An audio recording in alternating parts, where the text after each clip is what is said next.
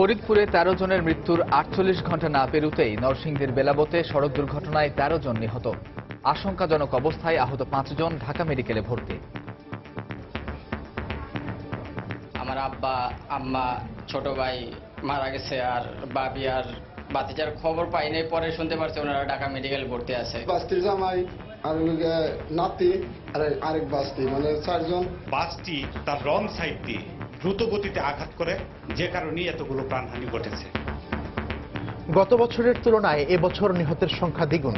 Highway পুলিশের উদাসীনতা ও চালকের অসতর্কতাই কারণ। আমাদের সড়কে ডিভাইডার থাকে না, যার ফলে দেখা যায় কি ওভারটেকিং করতে গেলে বিপরীতমুখী গাড়ির সাথে সংঘর্ষ ঘটে। হাইওয়ে পুলিশ যদি তার দায়বদ্ধতার জায়গা থেকে কার্যকরী ভূমিকা পালন না করে, তাহলে এই ধরনের অপারেটিং কন্ডিশন দিন দিন খারাপ হবে। দেখছিলেন প্রধান শিরোনাম। সন্ধ্যার সময় সঙ্গে আছি আমি কামরুজ্জামান মামুন এবং আমি মিজানুর রহমান খবির। এবার অন্যান্য শীর্ষ সংবাদ। বিচারকদের শৃঙ্খলা বিধির গেজেট প্রকাশের অগ্রগতি আগামীকালের মধ্যে জানাতে আপিল বিভাগের নির্দেশ। খুব শিগগিরই গেজেট প্রকাশিত হবে বললেন আইনমন্ত্রী।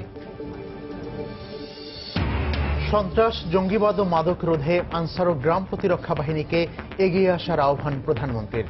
গাজীপুরে ৩৭তম আনসার সমাবেশের উদ্বোধন।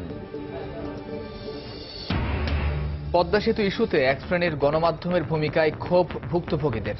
সমালোচকদের ক্ষমা চাওয়া উচিত মত সাংবাদিকদের। আইনি ব্যবস্থা নেওয়ার দাবি আওয়ামী লীগের।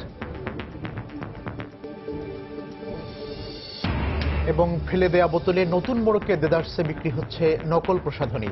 ব্যবহারে হতে পারে ক্যান্সার সহ নানা রোগ, প্রতিহত করার আশ্বাস প্রশাসনের।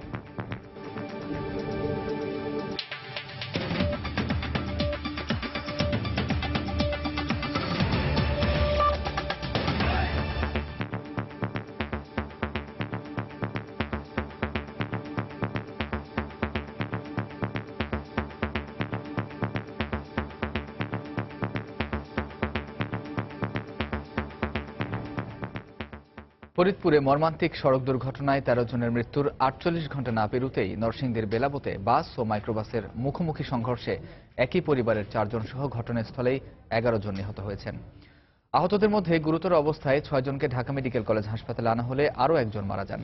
এছাড়া রাজধানীর কেয়ার হাসপাতালে চিকিৎসাধীন এক শিশুর মৃত্যু হয় বিকেলে। সকালে ঢাকা সিলেট মহাসড়কে দুর্ঘটনায় নিহতরা কিশোরগঞ্জের ছাতিরচর গ্রামের বাসিন্দা বলে জানিয়েছে পুলিশ। দুর্ঘটনার কারণ অনুসন্ধানে তদন্ত কমিটি গঠন করেছে জেলা প্রশাসন। আশিকুর রহমান পিয়ালকে সঙ্গে নিয়ে খান মোহাম্মদ রুমেলের রিপোর্ট।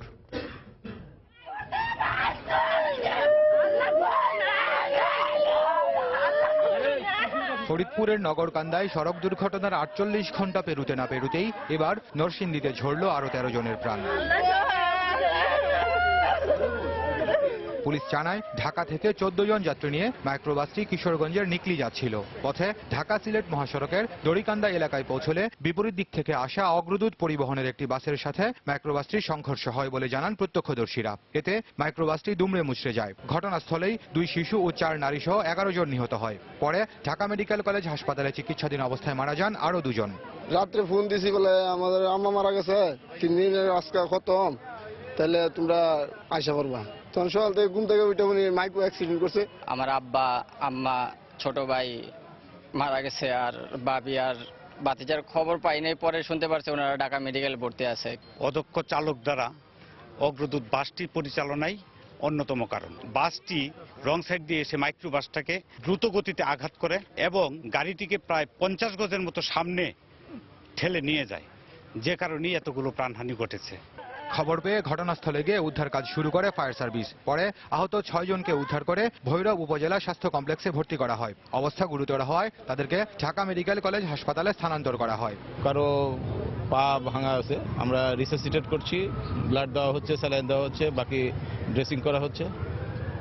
চিকিৎসা কার্যক্রম আমরা যথারীতিভাবে চালিয়ে যাচ্ছি। ঘটনাস্থল পরিদর্শন করে নিহতদের পরিবারকে জেলা প্রশাসনের পক্ষ থেকে অর্থ সহায়তা দেওয়ার ঘোষণা দেন অতিরিক্ত জেলা ম্যাজিস্ট্রেট। ইতিমধ্যে নরসিংদী জেলা ম্যাজিস্ট্রেট 100-220 তদন্ত কমিটি গঠন করে দিয়েছেন। আমরা তদন্ত করছি, আশা করছি প্রকৃত ঘটনা উদ্ঘাটন হবে। এদিকে দুর্ঘটনার পরপরই চালক ও হেলপার পালিয়ে গেলেও বাসটিকে আটক করেছে পুলিশ। সড়কে মৃত্যুর মিছিলে যোগ হলো আরো কয়েকটি নাম। পরিবারের উপার্জনক্ষম ব্যক্তিদের হারিয়ে নিঃস্ব হয়ে গেল কয়েকটি পরিবার। এই দুর্ঘটনার জন্য বেপরোয়া গতির গাড়ি চালনাকেই দায়ী করছে হাইওয়ে পুলিশ। তারা বলছেন, আইন যতই কঠোর করা হোক না কেন, চালকরা সচেতন না হলে এ ধরনের দুর্ঘটনা রোধ করা সম্ভব নয়। খান মোহাম্মদ রুমেল, সময় সংবাদ, ভৈরব। দেশে সড়ক দুর্ঘটনা ও হতাহতের সংখ্যা যেভাবে বাড়ছে তা অব্যাহত থাকলে ভবিষ্যতে ভয়াবহ পরিণতি অপেক্ষা করছে বলে আশঙ্কা করেছেন বুয়েটের সড়ক দুর্ঘটনা গবেষণা ইনস্টিটিউটের গবেষকরা। তাদের পরিসংখ্যান অনুযায়ী গত বছরের তুলনায় এবছর এ সময় পর্যন্ত দুর্ঘটনায় হতাহতের সংখ্যা দ্বিগুণেরও বেশি। বিশ্লেষকরা এজন্য দায়ী করছেন হাইওয়ে পুলিশের উদাসীনতা ও চুক্তিভিত্তিক চালকের দ্রুতগতিতে গাড়ি চালানোর প্রবণতাকে। রিপোর্ট মাহমুদ রাকিবের। শুষ্ক মৌসুমে সড়কে নিয়মিত যানবাহনের পাশাপাশি বাণিজ্যিক ও পিকনিকের গাড়ির সংখ্যা কয়েক গুণ বেড়ে যায়। এছাড়া দিন দিন সড়কের তুলনায় বাড়ছে সাধারণ পরিবহনের সংখ্যাও। এতে সড়কের সক্ষমতার তুলনায় গাড়ির পরিমাণ বেড়ে যাওয়ায় বছরের ডিসেম্বর, জানুয়ারি ও ফেব্রুয়ারি মাসে সড়ক দুর্ঘটনার সংখ্যাও বেড়ে যায় কয়েক গুণ। বুয়েটের সড়ক দুর্ঘটনা গবেষণা ইনস্টিটিউটের গবেষণায় বেরিয়ে এসেছে এ তথ্য। পরিসংখ্যান বলছে 2016 সালের জানুয়ারি ও ফেব্রুয়ারি মাসে দেশে মোট 209টি সড়ক দুর্ঘটনায় 247 জন যাত্রী নিহত সহ হতাহতের সংখ্যা ছিল 372 জন। 2017 সালে যা বেড়ে দাঁড়িয়েছে দ্বিগুণেরও বেশি। শুধু জানুয়ারি থেকে ফেব্রুয়ারির 11 তারিখ পর্যন্তই 226টি সড়ক দুর্ঘটনায় 374 জন নিহত সহ মোট হতাহতের সংখ্যা দাঁড়িয়েছে 915 জনে। বিশ্লেষকরা এর জন্য দায়ী করছেন গাড়ির মালিক ও চালকদের দ্রুত গতিতে ট্রিপ শেষ করে বেশি আয় করার প্রবণতাকে। জানুয়ারি মাসটা বিশেষ করে কুয়াশার একটা প্রবণতা থাকে, মানুষজন দেখা যায় এই সময়টি ট্রাভেল বেশি করে, চালকদের এখনো পর্যন্ত কোনো নিয়োগপত্র বা ইত্যাদি নেই, যার ফলে হয় কি তারা একটা প্রেসারে থাকে যে মানে দ্রুত ট্রিপ কমপ্লিট করে যত বেশি আয় করা যায়। আমাদের সড়কে ডিভাইডার থাকে না, যার ফলে দেখা যায় কি ওভারটেকিং করতে গেলে বিপরীতমুখী গাড়ির সাথে সংঘর্ষ ঘটে। মহাসড়কে যেই ধরনের বিশৃঙ্খল পরিস্থিতি বিরাজ করছে, সেখানে কিন্তু প্রতিনিয়তই কিন্তু দুর্ঘটনা ঘটার মতো নিয়ামক আছে। বাণিজ্যিক গাড়ির ব্যবহার বাড়ছে এবং নতুন নতুন ডাইমেনশনের বাণিজ্যিক মাইক্রোবাসে যাত্রী পরিবহন করা হচ্ছে মহাসড়কে। বিশৃঙ্খল পরিস্থিতিতে দিন দিন যেটা অবনতি হচ্ছে, এটা কিন্তু দুর্ঘটনা মাত্রা বাড়িয়ে দিবে, এটা যে কোনো অ্যানালাইসিস থেকে কিন্তু বলা যায়। তাদের মতে সড়কের বিশৃঙ্খলা বন্ধে হাইওয়ে পুলিশের নজরদারির পাশাপাশি বাড়াতে হবে সড়কের পরিমাণও। নিশ্চিত করতে হবে নিয়ম অমান্যকারী চালকদের শাস্তি। ছোট ছোট গাড়ি কক্সবাজার যাচ্ছে, সিলেট যাচ্ছে, ফলে কিন্তু ওই অপরিচিত একটা পরিবেশে যদি শহুরে একটা ড্রাইভার প্রবেশ করে, সে কিন্তু অনেক ভুল করতে পারে এবং অ্যাক্সিডেন্ট ঘটাতে পারে। রাস্তায় এখন যে ধারণ ক্ষমতা, তার থেকে কিন্তু বেশি গাড়ি চলে আসছে, যার ফলেই দেখা যাচ্ছে সে দ্রুত গতিতে চালানোর পরিবেশ না পেয়ে যখন সুযোগ পাচ্ছে, সে সকল মাতালের মতো গাড়িটা চালাচ্ছে। হাইওয়ে পুলিশ যদি তার দায়বদ্ধতার জায়গা থেকে কার্যকরী ভূমিকা পালন না করে, তাহলে এই ধরনের অপারেটিং কন্ডিশন দিন দিন খারাপ হবে। বিআরটি এর তথ্য অনুযায়ী দেশের মহাসড়কে ঘন্টায় সর্বোচ্চ 80 কিলোমিটার গতিতে গাড়ি চালানোর নিয়ম আছে। মাহমুদ রাকিব, সময় সংবাদ, ঢাকা। সন্ত্রাস, জঙ্গিবাদ এবং মাদকের বিস্তার রোধে আনসার ও গ্রাম প্রতিরক্ষা বাহিনীর সদস্যদের আরও জোরালো ভূমিকা রাখার আহ্বান জানিয়েছেন প্রধানমন্ত্রী শেখ হাসিনা। সকালে গাজীপুরের শফিপুরে আনসার একাডেমিতে বাহিনীটির 37তম জাতীয় সমাবেশে তিনি একথা বলেন। এ সময় প্রধানমন্ত্রী দেশের উন্নয়নে আনসার ভিডিপির ভূমিকার প্রশংসা করে আগামীতে উন্নয়ন কাজে নিজেদের আরও বেশি সম্পৃক্ত হওয়ারও আহ্বান জানান। বাংলাদেশ আনসার ও গ্রাম প্রতিরক্ষা বাহিনী আইন শৃঙ্খলা রক্ষার পাশাপাশি জননিরাপত্তা তথা আর্থসামাজিক উন্নয়নে কাজ করা বাংলাদেশের অন্যতম নিরাপত্তা বাহিনী। নানা বিবর্তন পেরিয়ে 1948 সালে গঠিত এই বাহিনীর সদস্য সংখ্যা আজ 60 লাখ ছাড়িয়েছে। নিরাপত্তার দায়িত্বে নিয়োজিত এই বাহিনীর 37তম জাতীয় সমাবেশ উপলক্ষে রোববার সকালে গাজীপুরের শফিপুরে বাংলাদেশ আনসার একাডেমিতে যান প্রধানমন্ত্রী শেখ হাসিনা। সুসজ্জিত প্যারেডে তাকে সালাম ও অভিবাদন জানায় বাহিনীর বিভিন্ন ইউনিটের সদস্যরা। সালাম গ্রহণ ও গার্ড পরিদর্শন শেষে বীরত্বপূর্ণ অবদানের জন্য আনসার বাহিনীর 111 সদস্যকে পদক পরিয়ে দেন প্রধানমন্ত্রী। এরপর তাদের উদ্দেশ্যে দেয়া বক্তব্যে প্রধানমন্ত্রী বলেন, জঙ্গি ও সন্ত্রাসবাদ প্রতিরোধের পাশাপাশি মাদকের বিস্তার রোধেও জোরালো ভূমিকা রাখতে হবে আনসার সদস্যদের। আপনারা গ্রামে গঞ্জে বসবাস করেন, এই ধরনের অপকর্মের সঙ্গে যারা জড়িত থাকে, সন্ত্রাস জঙ্গিবাদের সাথে অথবা মাদকাসক্তির সাথে যারা জড়িত, মানুষের ভিতরে সচেতনতা সৃষ্টি করা এবং এটা প্রতিরোধ করে শান্তি শৃঙ্খলা বজায় রাখায় বিশেষ ভূমিকা আপনারা রাখবেন, সেটাই আমরা চাই। 5 জানুয়ারির নির্বাচনে ভোট ঠেকানোর নামে বিএনপি জামাত জোট যে নাশকতা চালিয়েছিল তা প্রতিরোধে আনসার বাহিনীর প্রত্যক্ষ ভূমিকার প্রশংসা করেন প্রধানমন্ত্রী।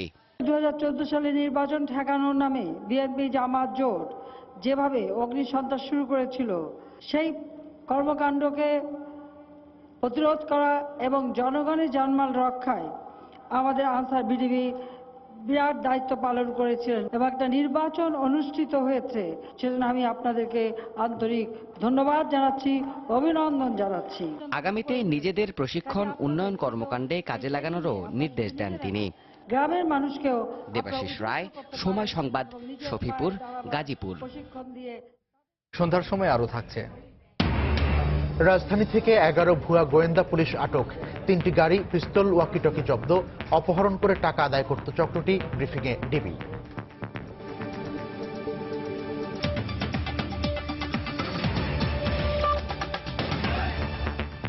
নিম্ন আদালতের বিচারকদের শৃঙ্খলা বিধি গেজেট আকারে প্রকাশ নিয়ে বিচার বিভাগ ও নির্বাহী বিভাগের মধ্যে টানাপোড়েন চলছে।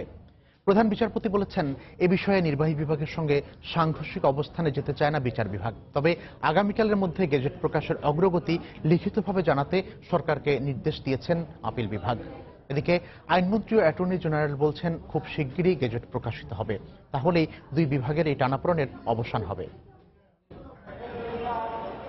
বিচার বিভাগ আলাদাকরণ মামলার রায়ের 12 দফা নির্দেশনার একটি নিম্ন আদালতের বিচারকদের জন্য আলাদা শৃঙ্খলা বিধি প্রণয়ন, কিন্তু 17 বছরেও তা প্রণয়ন না হওয়ায় টানাপোড়েন দেখা দিয়েছে বিচার বিভাগ এবং নির্বাহী বিভাগের মধ্যে। গত বছর আইন মন্ত্রণালয় বিধির খসড়া প্রস্তুত করলেও ওই বিধিতে সুপ্রিম কোর্টের সংশোধনী নিয়ে দেখা দেয় দুই বিভাগের মতভেদ। পরে বিধি গেজেট আকারে প্রকাশের প্রয়োজন নেই রাষ্ট্রপতি এমন মত দিলে সরকারের সঙ্গে বিচার বিভাগের দূরত্ব আরও স্পষ্ট হয়। যদিও এরই মধ্যে বিচারকদের শৃঙ্খলা বিধি প্রণয়নে কয়েক দফা সময় নিয়েছে সরকার। আদালতে হাজির হয়ে ব্যাখ্যাও দিয়েছেন আইন মন্ত্রণালয়ের দুই সচিব। প্রশ্ন হচ্ছে, কেন বিচারকদের শৃঙ্খলা বিধি প্রণয়ন নিয়ে দুই বিভাগের এমন টানাপোড়েন? কোন কোন জায়গায় আইন মন্ত্রণালয় বা রাষ্ট্রপতির ক্ষমতার খর্ব হয়, এটা তারা আলোচনা করে এটা সিদ্ধান্ত নিয়েছেন, কিন্তু সমস্যাটা হলো এখানে কার কতখানি ক্ষমতা থাকবে সেটা নিয়ে। যদিও নির্বাহী বিভাগের সঙ্গে সাংঘর্ষিক অবস্থানে বিচার বিভাগ যেতে চায় না বলে রোববার শুনানিতে সাফ জানিয়ে দিয়েছেন প্রধান বিচারপতি। ব্যাখ্যা চেয়েছেন বিধির গেজেট প্রকাশের অগ্রগতির বিষয়ে।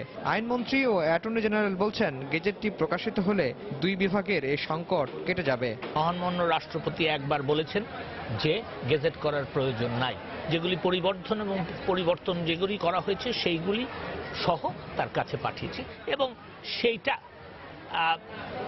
আমার মনে হয় যে খুব শিগগিরই গেজেট করার পারমিশন আমরা পেয়ে যাব। আইন মন্ত্রণালয় এবং বিচার বিভাগ এমন সম্পর্ক থাকা উচিত যাতে কোনো রকম ডেডলক ক্রিয়েট না হয়। গেজেট হয়ে গেলেই তো আর কোনো সমস্যা থাকবে না। যদিও গেজেট প্রকাশের জন্য আরও 2 সপ্তাহ সময় প্রয়োজন বলে মনে করেন অ্যাটর্নি জেনারেল। আফজাল হোসেন, সময় সংবাদ, ঢাকা। পদ্মা সেতুতে দুর্নীতির ষড়যন্ত্রের অভিযোগ প্রসঙ্গে সে সময়ের গণমাধ্যমের ভূমিকায় ক্ষোভ প্রকাশ করেছেন ভুক্তভোগীরা। তাদের মতে মিডিয়া ট্রায়াল সমালোচকদের অতি তৎপরতার কারণেই বেকায়দায় পড়তে হয়েছে অনেককে। অন্যদিকে কোনো সাংবাদিক মনে করেন, অপরাধ প্রমাণিত হওয়ার আগেই যাদের হেয় করা হয়েছে তাদের কাছে অন্তত দুঃখ প্রকাশ করা উচিত গণমাধ্যম সহ অন্য সমালোচকদের। বেলায়েত হোসাইনের রিপোর্ট। শুধু আবুল হোসেনই নন, এক পদ্মা সেতু প্রকল্পে সামাজিকভাবে হেয় হতে হয়েছে আরও অনেককেই। পরিস্থিতির শিকার হন প্রধানমন্ত্রীর অর্থ বিষয়ক উপদেষ্টা ডক্টর মশিউর রহমান। অভিযোগ ওঠে সাবেক পররাষ্ট্র প্রতিমন্ত্রী আবুল হাসান চৌধুরীর বিরুদ্ধে। মামলার ঘানি টানতে হয় বেশ কয়েকজনকে। প্রধান আসামি হয়ে কারাবরণ করতে হয়েছে সেতু বিভাগের তৎকালীন এই সচিবকে। দুর্নীতির ষড়যন্ত্রের অভিযোগ গুজব প্রমাণিত হওয়ার পর কিছুটা স্বস্তি পেলেও কিছু গণমাধ্যমের সে সময়ের ভূমিকা সম্পর্কে তার ক্ষোভ রয়ে গেছে এখনো। আমাকে অনেকেই বলেছে যে বিশ্ব ব্যাংকের বিরুদ্ধে আপনি মামলা করেন। আমার তো মামলা করা উচিত দুদকের বিরুদ্ধে, এবং সেটি আমি আর করতে চাই নাই। এই জন্য দেরিতে হইলেও তাদের একটা অনুশোচনা অনুধাবন এসছে। সেই সময় মিডিয়ার যে ভূমিকা ছিল, আমাদের সারা জীবনের যে সততা বা এটা কোনো কিছুই বিচার না করে এমনভাবে এইগুলিকে ফুটিয়ে তোলার চেষ্টা করা হয়েছে যে সব বোধহয় আমরা চোর। একইভাবে গণমাধ্যমে ক্ষোভ প্রকাশ করে সে সময়কার সমালোচকদের ক্ষমা চাওয়া উচিত বলে মন্তব্য করেন ডক্টর মশিউর রহমান। এমন বাস্তবতায় প্রশ্ন উঠেছে, দোষী প্রমাণিত হওয়ার আগেই গণমাধ্যম অতিরঞ্জিত বা বাড়াবাড়ি কিছু করেছে কিনা। সাংবাদিকদের কেউ কেউ মনে করেন শুধু গণমাধ্যমেরই নয়, দায় আছে আরো অনেকের। টেলিভিশনের ক্যামেরা তো কথা বলে না, ক্যামেরার সামনে মানুষ কথা বলে, একজন রিপোর্টারের সাথে কোনো না কোনো সোর্স কথা বলে। সুতরাং ওই জায়গার মানুষগুলিকেও ইকুয়ালি, মিডিয়াও দায়ী, কিন্তু মিডিয়ার সাথে ইকুয়ালি আমাদের ওই মানুষগুলিকেও এগিয়ে আসতে হবে দুঃখ প্রকাশ করার জন্য। কোনো কিছুর শেষ দেখার আগেই সমালোচনা যেন কেড়ে না নেয় কারো শেষ সম্মানটুকু, সে ব্যাপারে সতর্ক থাকার প্রয়োজন আছে বলেও মত জ্যেষ্ঠ এই সাংবাদিকের। পাশাপাশি যেন ক্ষুণ্ণ না হয় দেশের ভাবমূর্তি, সে বিষয়েও সচেতন হওয়ার আহ্বান তার। বিচার বিশ্লেষণ। বেলায়েত হোসাইন, সময় সংবাদ, ঢাকা। যারা পদ্মা সেতু বন্ধে ষড়যন্ত্র ও চক্রান্ত করেছে তাদের আইনের আওতায় এনে ব্যবস্থা নেওয়ার দাবি জানিয়েছেন আওয়ামী লীগ সহ অন্য রাজনৈতিক দলও। আজ সরকারের কয়েকজন মন্ত্রী বিভিন্ন অনুষ্ঠান সহ জাতীয় সংসদে এ বিষয়ে কথা বলেন। দেশপ্রেমী যদি সত্যিকারভাবে তারা উদ্বুদ্ধ হয়, পতাকার প্রতি যদি তাদের শ্রদ্ধাবোধ থাকে, কোনো অবস্থাতেই তারা বিভ্রান্ত হবে না, ভুল পথে চালিত হবে না। মুক্তিযুদ্ধের কথা, মুক্তিযুদ্ধের ইতিহাস তাদেরকে জানাতে হবে, সঠিক ইতিহাস তাদেরকে জানাতে হবে। পদ্মা সেতু হচ্ছে আমাদের স্বপ্নের পদ্মা সেতু। আমাদের পতাকা, আমাদের মানকেও নষ্ট করতে পারেনি, মানকেও ধ্বংস করতে পারেনি। আমাদের বিরুদ্ধে দুর্নীতির অভিযোগ, আমাদের বিরুদ্ধে কত রকম অভিযোগ আনার চেষ্টা করেছে, সকল মিথ্যা প্রমাণিত হয়েছে। আমাদের মান সম্মানকে পূর্ণ করতে পারেনি। আমাদের বিরুদ্ধে যারা অভিযোগ আনতে চেয়েছিল তারাই আজকে অভিযোগের কাঠগড়ায়, অভিযুক্তের কাঠগড়ায়, আসামির কাঠগড়ায়, মিথ্যার কাঠগড়ায় তারাই আজকে দাঁড়িয়েছে। ডক্টর ইউনূস তিনি হিলারি ক্লিন্টনের সাথে সংযোগ স্থাপন করে যাতে আমাদের এই উন্নয়নমূলক কাজটা হতে না পারে সেই ব্যবস্থা তিনি করেছিলেন। দেশের মানুষ তাদেরকে ধিক্কার দেবে, দেশের মানুষ তাদেরকে ঘৃণা করবে, এইটি হবে তাদের জন্য বড় শাস্তি। পদ্মা ব্রিজের কাজটা চলছে, 2018 সালে সমাপ্ত হবে। আমাদের নিজস্ব অর্থায়নে আমাদের $32 বিলিয়ন আমাদের মজুদ আছে। কিরকম সাহস থাকলে কেউ ভাবে নাই যে আমরা এরকম নিজস্ব অর্থায়নে পদ্মা ব্রিজ করতে পারবো। সন্ধ্যার সময় আরো থাকছে। হায়দ্রাবাদ টেস্টে 459 রানের টার্গেটে চতুর্থ দিন শেষে বাংলাদেশের সংগ্রহ 3 উইকেটে 103 রান। পঞ্চম দিনে টাইগারদের চাই 356 রান, ভারতের 7 উইকেট।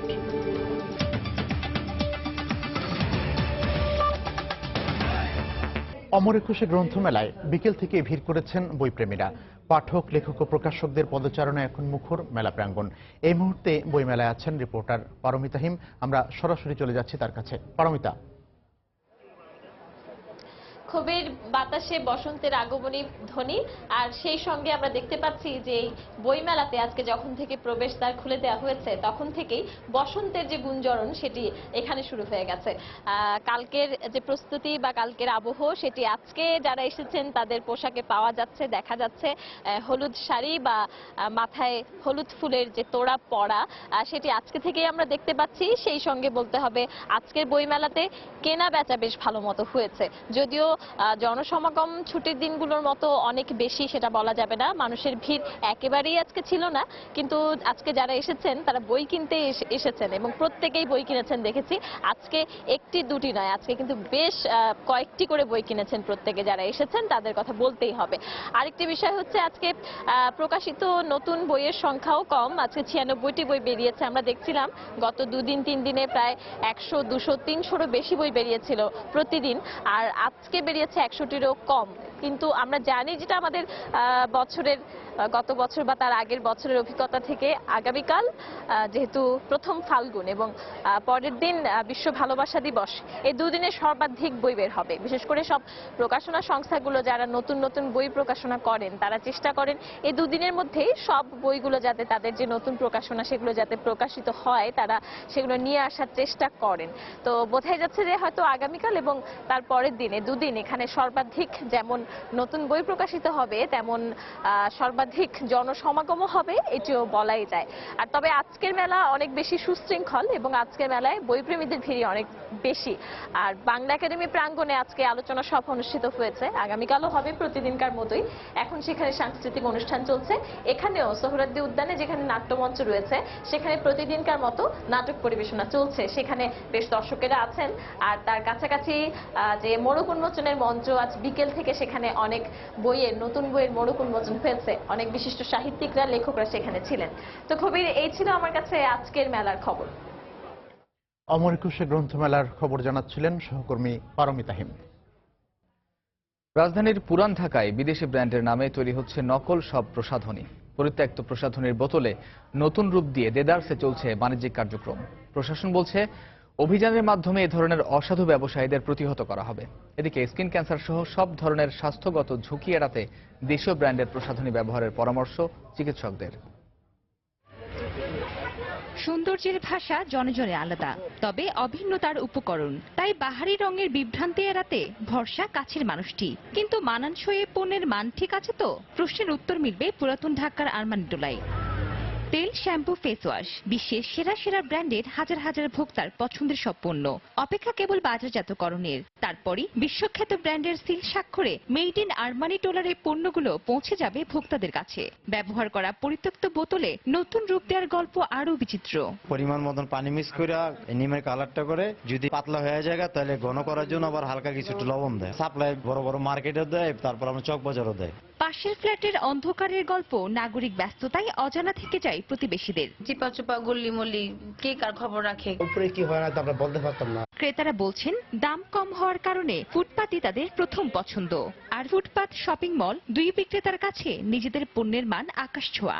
200, 250 বা 300 সেটা আমরা এখানে 50 টাকায় 40 টাকায় পাইতেছি। যত কসমেটিকের ব্যবসা আছে সব এক জায়গা থেকে মাল আনে। আমরা লাভ করি 2 টাকা, ওনারা লাভ করে 102 টাকা। সবাই চক বাজারে কয়েকটা মার্কেটও আছে আলাদা, যেখানে ভালো জিনিস পাওয়া যায় আর খারাপ জিনিসও পাওয়া যায়। তবে নকল প্রসাধনী নিয়ন্ত্রণে নিজেদের তৎপরতার কথা বললেন র্যাব। আর বিশেষজ্ঞরা বলছেন প্রতিটি প্রসাধনী রাসায়নিক উপাদানের মান এবং অনুপাত যাচাই করা আবশ্যক। প্রায় আমাদের অভিযান হয়, যেগুলা অবৈধ ক্ষতিকর সেগুলা ধ্বংসের ব্যবস্থা করি। এর সাথে জড়িত যারা আসামি আছে তাদের বিরুদ্ধে কিন্তু ব্যবস্থা নেওয়া হয়। এইসব প্রসাধনী ব্যবহার করলে ইমিডিয়েট রিঅ্যাকশন হয়, যেটা স্কিন লাল হয়ে যায়, এবং আরো লেট যদি বলি তাহলে স্কিন ক্যান্সার হতে পারে। যে কোনো কসমেটিক্স, আমাদের দেশীয় কোনো কোম্পানি যারা রিপোর্টেড তাদের কসমেটিক্স ব্যবহার করা, কারণ তারা চাবে না এই দেশে কেউ নকল করুক। সমস্যা সমাধানে জনসচেতনতার পাশাপাশি আইন প্রয়োগকারী সংস্থাদের মনিটরিং বাড়ানোর পরামর্শ বিশেষজ্ঞদের। মৌসুমী মৌ, সময় সংবাদ, ঢাকা। রাজধানীর সবুজবাগ এলাকা থেকে 11 জন ভুয়া ডিবি সদস্যকে গ্রেফতার করেছে মহানগর গোয়েন্দা পুলিশ। গত মধ্যরাতে তাদের গ্রেফতার করা হয়। 3টি গাড়ি সহ তাদের কাছে থাকা 3টি বিদেশি পিস্তল, 2টি দেশীয় পাইপগান, 5 রাউন্ড গুলি, 3টি ম্যাগজিন, একটি ওয়াকিটকি ও ডিবি পুলিশের 5টি জ্যাকেটও উদ্ধার করা হয়েছে। এই চক্রটি ডিবি পরিচয়ে বিভিন্ন এলাকায় লোকজনকে তুলে নিয়ে টাকা আদায় করত। এছাড়া রাতে ও ভোরে রাজধানীর নির্জন এলাকায় ছিনতাইয়ের কাজও যুক্ত ছিল বলে পুলিশের সংবাদ সম্মেলনে জানানো হয়। শুধু সবুজবাগই নয়, রাজধানীর বিভিন্ন এলাকায় এ ধরনের কাজে এই চক্রটি সক্রিয় ছিল।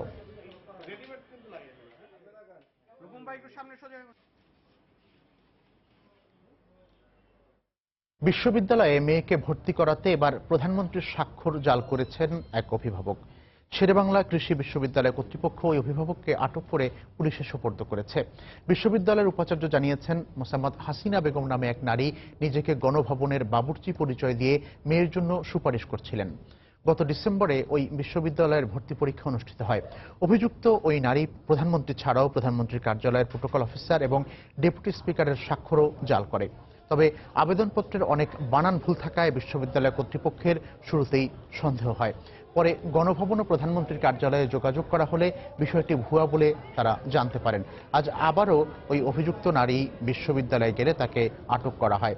এ ব্যাপারে বিশ্ববিদ্যালয় কর্তৃপক্ষ শেরেবাংলা নগর থানায় মামলা দায়ের করেছে।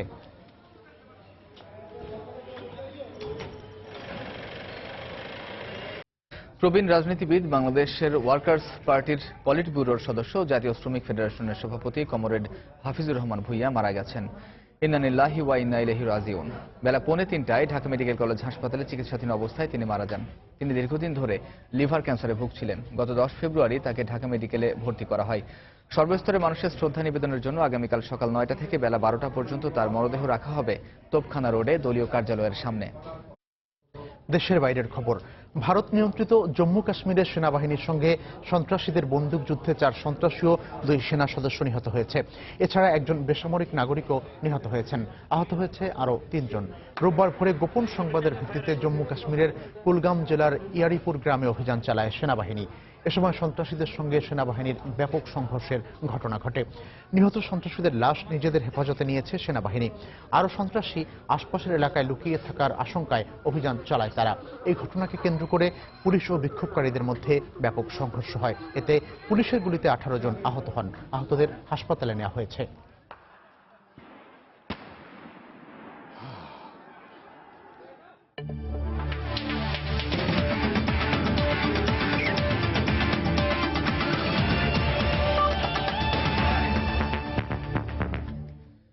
বাংলাদেশ ভারতের টেস্ট সিরিজ প্রসঙ্গ। হায়দ্রাবাদ টেস্টে ভারতের বিপক্ষে জিততে পঞ্চম দিনে বাংলাদেশের দরকার আরও 356 রান। চতুর্থ দিনে স্বাগতিকদের দেয়া 459 রানের টার্গেটে ব্যাট করতে নেমে চাপে পড়ে বাংলাদেশ। দিন শেষে টাইগারদের সংগ্রহ 3 উইকেটে 103 রান। এর আগে প্রথম ইনিংসে 299 রানের লিড পায় ভারত। 4 উইকেটে 159 রানে দ্বিতীয় ইনিংস ঘোষণা করে। এস.এম. সালাউদ্দিনের ক্যামেরায় বিস্তারিত জানাচ্ছেন নিয়ামতুল্লাহ বাবু।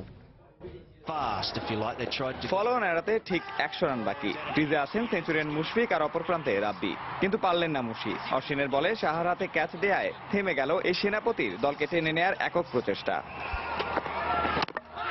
এর আগে সকালে ব্যাটিংয়ে নেমেই রিভিউতে প্রাণ ফিরে পাওয়া মিরাজ কোনো রান না করেই ভুবনেশ্বর কুমারের বলে বোল্ড হয়ে পথ ধরেন প্যাভিলিয়নের। পরে তাইজুল তাসকিন মিলে অধিনায়ক মুশফিককে সঙ্গ দেওয়ার চেষ্টা করলেও তা আর হয়ে ওঠেনি। তাইজুল ফেরেন 10 রান আর তাসকিন ফেরেন 8 রান করে। এরই মধ্যে ক্যারিয়ারের পঞ্চম টেস্ট সেঞ্চুরি তুলে নিয়ে একাই লড়াই চালিয়ে যেতে থাকে মুশফিক। শেষ পর্যন্ত 127 রানে অশ্বিনের বলে আউট হলে 388 রানে থামে বাংলাদেশের প্রথম ইনিংস। ভারতের পক্ষে উমেশ যাদব 3টি ও অশ্বিন জাদেজা নেন 2টি করে উইকেট। তবে বাংলাদেশকে ফলো অনে ফেলতে পারলেও টিম ইন্ডিয়া সিদ্ধান্ত নেয় দ্বিতীয় ইনিংসে ব্যাটিংয়ে নামার। ফলস্বরূপ লাঞ্চ বিরতির আগেই ব্যাটিংয়ে নামেন তারা। ব্যাটিংয়ে নেমে 1 ওভার খেলার পরে মধ্যাহ্ন বিরতি ঘোষণা করা হয়। বিরতির পর নেমে 299 রানের লিডের সাথে দ্রুত রান জোগানোর চেষ্টা চালাতে থাকেন 2 ওপেনার মুরালি বিজয় ও লোকেশ রাহুল। তবে আগের ইনিংসে সেঞ্চুরি করা বিজয় এদিন মাত্র 7 রান করেই তাসকিনের শিকারে পরিণত হন। তারপরেই লোকেশ রাহুলও হাঁটেন একই পথে। তখন ভারতের স্কোরবোর্ডে মাত্র 23 রান। এমন অবস্থায় পূজারার সাথে জুটি বাঁধেন অধিনায়ক কোহলি। তবে তিনিও আক্রমণাত্মক খেলতে গিয়ে সাকিবের বলে ক্যাচ দিয়ে নিজের করা 38 রানের ইনিংসের সমাপ্তি টানেন। পরে রাহানেও মাত্র 28 রান করে সাকিবের শিকার হলে আবারও বিপাকে পড়ে ভারত। তবে এক প্রান্ত আগলে ক্যারিয়ারের 13তম 50 তুলে নেন পূজারা। জাদেজাকে সঙ্গে করে চা বিরতির আগে 159 রান তোলার পর ইনিংস ঘোষণা করে ভারত। কিন্তু পুরনো ভুল থেকে যে টাইগাররা এখনো শিক্ষা নেওয়ার মানসিকতা তৈরি করতে পারেননি তা আবারও প্রমাণিত হয় তামিমের মাত্র 3 রানে আউট হয়ে যাওয়ায়। 459 রানের বড় টার্গেট তখন সত্যি বিশাল টার্গেটে পরিণত হয় বাংলাদেশের জন্য। তবে সৌম্য ও মমিনুল 60 রানের জুটি করে প্রতিরোধের ইঙ্গিত দিলেও তা বেশিক্ষণ টেকেনি। সৌম্য 42 ও মমিনুল 27 রানে ফিরে গেলে চিন্তার ভাঁজ নিয়েই দিন শেষ করতে হয়েছে কোচ হাতুরু সিংহকে। হায়দ্রাবাদ টেস্টের শেষ দিনে বাংলাদেশের প্রয়োজন 356 রান, হাতে রয়েছে 7 উইকেট। ক্রিজে আছেন অলরাউন্ডার সাকিব আল হাসান এবং মিস্টার ডিপেন্ডেবল খ্যাত মাহমুদুল্লাহ রিয়াদ। শেষ দিনে বাংলাদেশের ব্যাটসম্যানরা কি পারবেন ধৈর্যশীলতার পরিচয় দিতে, যা স্মরণীয় করে রাখতে পারবে ভারতের মাটিতে খেলা প্রথম এই টেস্ট ম্যাচকে? এমনটাই জিজ্ঞাসা এখন সবার। হায়দ্রাবাদের রাজীব গান্ধী স্টেডিয়াম থেকে নিয়ামতুল্লাহ বাবু, সময় সংবাদ, ভারত। সন্ধ্যার সময়ে এ পর্যায়ে শীর্ষ সংবাদ জানিয়ে দিচ্ছি আরেকবার। ফরিদপুরে 13 জনের মৃত্যুর 48 ঘন্টা না পেরোতেই নরসিংদীর বেলাবতে সড়ক দুর্ঘটনায় 13 জন নিহত। আশঙ্কাজনক অবস্থায় আহত 5 জন ঢাকা মেডিকেলে ভর্তি। পদ্মা সেতু ইস্যুতে এক শ্রেণীর গণমাধ্যমের ভূমিকায় ক্ষোভ ভুক্তভোগীদের। সমালোচকদের ক্ষমা চাওয়া উচিত মত সাংবাদিকদের। আইনি ব্যবস্থা নেওয়ার দাবি আওয়ামী লীগের।